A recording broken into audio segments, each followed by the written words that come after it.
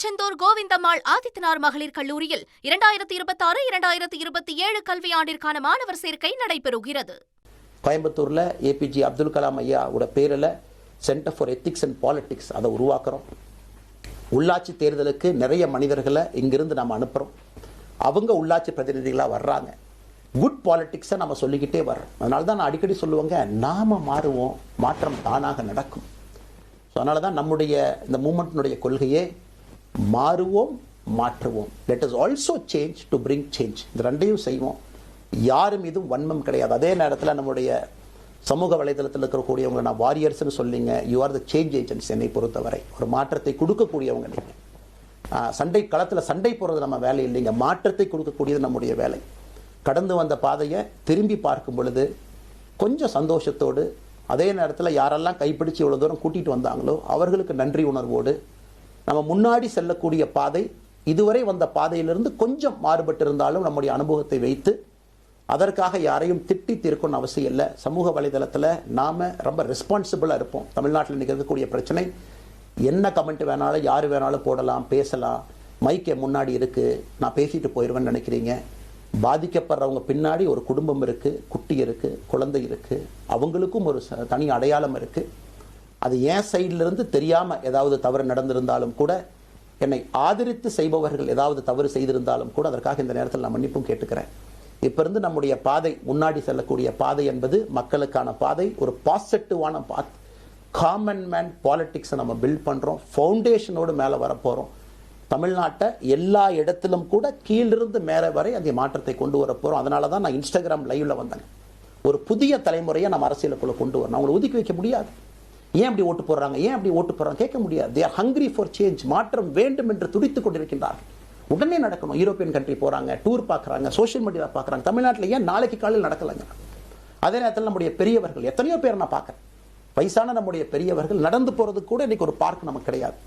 சாயந்தரம் ஆனந்தமாக இத்தனை காலமாக உழைத்து விட்டு வீட்டில் இருக்கிறாங்க. ஓய்வெடுக்கக்கூடிய நேரத்தில் கூட ஒரு கிரீன் ஸ்பேஸ் அர்பன் ஏரியாவில் கிடையாது, ரூரல் ஏரியாவில் கிடையாது. இத்தனை 60 ஆண்டு காலம் இந்த நாட்டில் வாழ்ந்தும் கூட கடைசி 20 ஆண்டுகள் நிம்மதியாக இருப்பதற்கான கட்டமைப்பை நம்ம உருவாக்கல. ஸோ எல்லாத்தையும் நம்ம யோசிக்கணும். ஒரு பக்கம் ஜென்சி, ஜென் ஆல்ஃபா யூத் இருக்காங்க, அந்த வேகத்துக்கு தீ போகணும். இன்னொரு பக்கம் வயதான பெரியவர்கள், முதிர்ச்சி அடைந்தவர்கள், பக்குவப்பட்டவர்கள் இருக்கிறாங்க.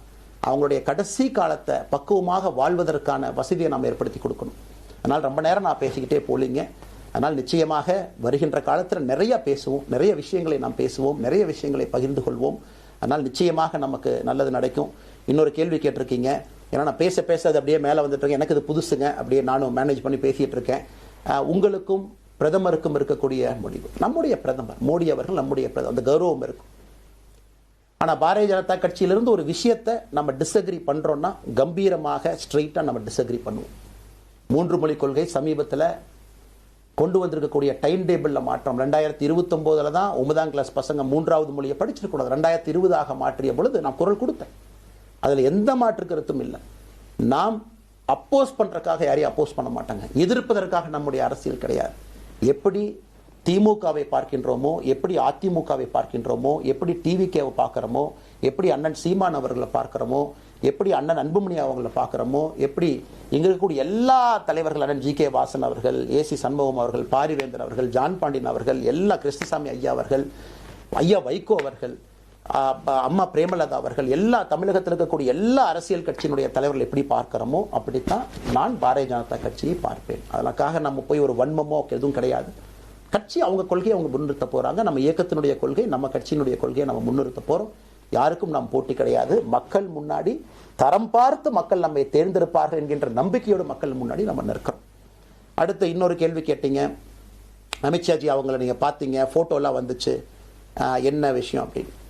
அமித்ஷாஜிட்டையும் அமித்ஷா அவர்கள்ட்டையும் ரொம்ப பொறுமையாக போய் நான் சொன்னேன், இந்த மாதிரி எக்ஸ்பிளைன் பண்ண நான் போகணும். அதே நேரத்தில் நான் யாரிடமும் சண்டை போட்டு விட்டு தமிழகத்தில் உட்காந்து ஐ எம் ரிசைனிங் ஃப்ரம் பார்ட்டின்னு அனுப்புகிற ஆள் நான் கிடையாது. எனக்கு அது பழக்கமும் கிடையாது. வந்து நேராக உங்கள் கண்ணை பார்த்து சொல்லிட்டு, சில தவறுகள் இருந்தாலும் அதையும் சொல்லிவிட்டு போகக்கூடியதான் என் பண்பு. அதை நாகரீகமாக செய்ய முடியும் என்று நினைக்கின்றேன் என்று சொல்லிவிட்டு தான் வெளியே வந்தேன். அப்படி தான் ஒரு தலைவர்கிட்டையும் பண்ணேன். அதை நாம் எப்பொழுதுமே பண்ணுவோம். நாகரிகமான அரசியலை முன்னெடுப்போம். சமூக வலைதளத்தில் ஆபாசம் வேண்டாம். சமூக வலைதளத்தில் நல்லதை பேசுவோம். எல்லோரும் அவங்கவுங்க இடத்துல தமிழ்நாட்டு மக்களுக்கு நல்லது பண்ணட்டும். பொறுமை பொறுமை பொறுமை. கடைசியாக இந்த வார்த்தையை திரும்ப நான் பயன்படுத்துகிறேன். பில்டிங் கட்டுறோம், கீழிருந்து கட்டுறோம், அதை சரியான முறையில் கட்டி எடுத்துட்டு போகணும். நம்புங்க, கூட இருங்க. 42 ஆண்டுகள் வளைவிஞ்சு நெலிஞ்சு சுற்றி இன்னைக்கு இந்த இடத்துல உங்கள் முன்னாடி வந்து உட்கார்றேன். நிச்சயமாக நம்ம எல்லோரும் சேர்ந்து ஒரு பெரிய புரட்சியை, மாற்றத்தை தமிழகத்திற்காக, ஒரு பாரத நாட்டுக்குள்ள, இந்திய நாட்டுக்குள்ள முதன்மை மாநிலமாக தமிழகத்தை கொண்டு வருவது மட்டும்தான் நம்முடைய குறிக்கோள். வேறு எதுவும் நம்முடைய குறிக்கோள் கிடையாது. அதற்காக நம்முடைய வாழ்வை அர்ப்பணிப்போம். திருச்செந்தூர் கோவிந்தம்மாள் ஆதித்தனார் மகளிர் கல்லூரியில் 2026-2027 கல்வியாண்டிற்கான மாணவர் சேர்க்கை நடைபெறுகிறது.